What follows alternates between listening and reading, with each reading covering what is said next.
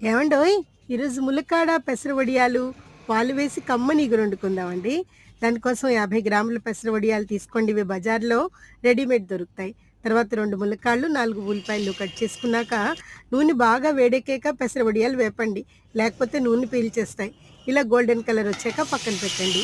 తర్వాత అదే మూకుట్లో మనం కట్ చేసుకున్న ఉల్లిపాయలు వేసి, పసుపు, కారం, ఉప్పు వేసి మూత పెట్టి బాగా మగ్గనివ్వండి.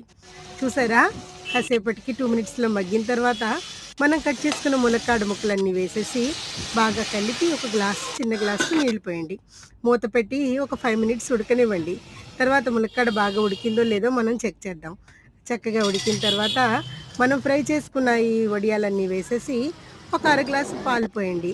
అవసరం అనిపిస్తే కొంచెం ఎక్స్‌ట్రా పోసి బాగా కలిపి మూత పెడదాం. ఒక 2 మినిట్స్‌లో చక్కగా ఉడికిపోతుందండి.